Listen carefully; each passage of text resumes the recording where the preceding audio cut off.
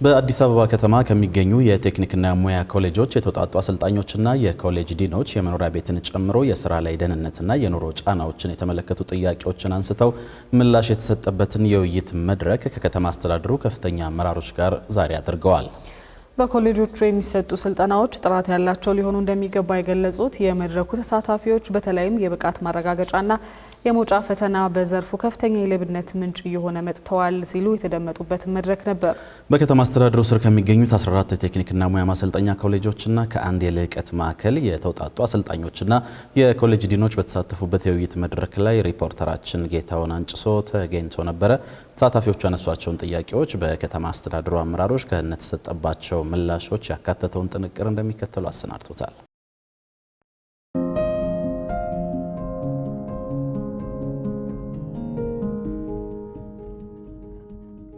እንግዲህ የገላንጉራን ያን የመሰለ መኖሪያ መንደር በ57 ቀን ብቻ መስራት ከተቻለ የመምህራን ጥያቄ ለአመታት የኖረ ነው የቤት ጥያቄና ያን ሁሉ ጊዜ ሲጠየቅ እንዴት ነው እስከዛሬ መልስ መስጠት ያልተቻለው?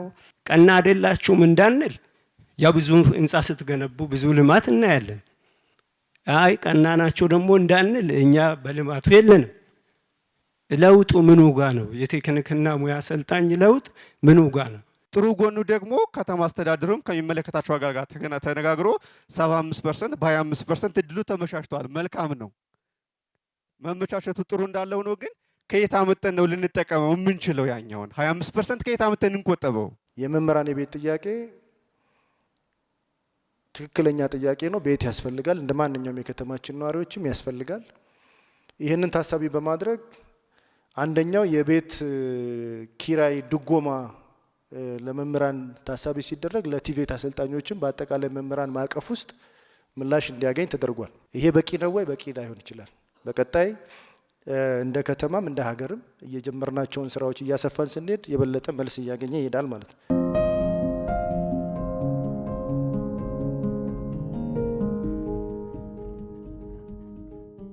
ሰንዴ ማርኬት ተብሎ በየሳምንቱ የተቀመጠው ዋጋ ግሽበትን ለማሻሻል ነበር የተቀመጠው።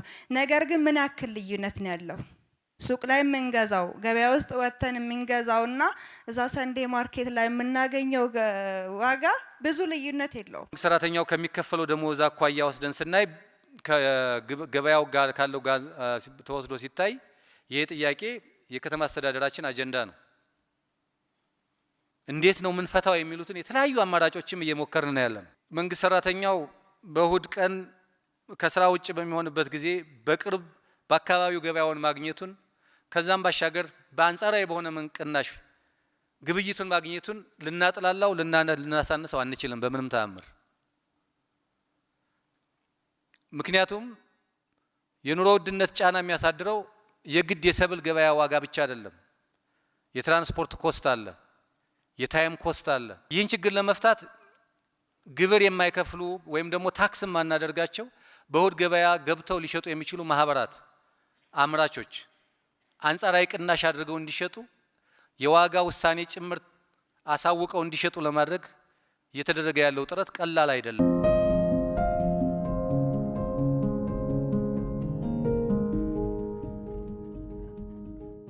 ቲቬት ላይ ስንወርድ ግን ሃዛርዴስ በሆነ ወርኪንግ ኢንቫይሮንመንት ላይ የሴፍቲ ህጉ ክሊር አይደለም። which means እዛ ኤሪያ ላይ የሚሰሩ ሰዎችን የጤና ኢንሹራንስ ኢቭን የመድን ዋስትና እንኳን ተጠቃሚ አይደለንም። በነገራችን ላይ አሰልጣኞች ሴፍቲን በተመለከተ የለም አይደለም ያለው፣ ግን በተሟላ መንገድ ተግባራዊ እየተደረገ አይደለም። የሚጎድሉ የሴፍቲ ማቴሪያሎች አሉ። ከኢንሹራንስ ጋር ተያይዞ የተነሱ ጉዳዮች አሉ። ምን ሰራው ወርክሾፕ ውስጥ ነው። ለአደጋ ተጋላጭ ነን። ስለዚህ እነዚህ ጉዳዮች ይታዩ ተብሎ የተነሱትን በደንብ ወስደን በህግና በአሰራር ምላሽ እንዲያገኙ ከከተማ አስተዳደሩ ጋር እየሰራን እንዳለን ብትይዙት ጥሩ ነው ብዬ ነው። ከምዘና ስርዓቱ ጋር በተገናኘ አሁንም የምዘና ስርዓቱ ላይ ባይዘዌ ለመመዘን የሚመጡ ሰዎች ሬሌቫንት አይደሉም ከሙያው ጋር። ኢቭን ኤረር አለው ጥያቄው እኮ ስንላቸው እኮ ፕሩቭ ማድረግ የማይችል መዛኝ ነው እኛን እየመዘነን ያለው። እንደውም የሚገርማችሁ ሙስናው በደንብ እያደገ መጥቷል። አሁን እስከ 30 ሺህ ብር ለሲኦሲ ለኤግዚት ኤግዛም እስከ 60 ሺህ ብር የሚጠየቅበት ጊዜ ላይ ደርሰናል። አይ ቴል ዩ ዘ ትሩዝ ማለት ነው። በምዘና ተቋሙ ላይ ያነሳችሁትን ጉዳይ በሚዛኑ እናየዋለን። ችግር የለበትም፣ ብልሹ አሰራር የለም፣ በመዛኞች መካከል የአቅም ክፍተት የለም የሚል መነሻ ሀሳብ የለኝም። እንደ ከተማ አስተዳደር የሲኦሲ ማዕከልን አጠቃላይ ተቋማዊ ሪፎርም ውስጥ እንዲገባ ከተማ አስተዳደሩ የሪፎርም ከያዛቸው ተቋማት አንዱ ነው። ከአመራር ጀምሮ በየደረጃው ይሄንን ሊመሩ የሚያስችል የአመራር ምደባና ከዚሁ ጋር ተያይዞ ሊሰሩ የሚችሉ እስከ ቅርንጫፍ ድረስ ስራዎች ተጀምረዋል። የብልሹ አሰራር ላይ እርምጃ በተገኘባቸው ልክ እርምጃዎች እየተወሰዱ ነው ያሉት። መዛኙ ሁሉ ግን ሌባ ነው፣ መዛኙ ሁሉ ሙሰኛ ነው፣ መዛኙ ሁሉ አቅም የለውም የሚል መደምደሚያ ግን መያዝ የለበትም።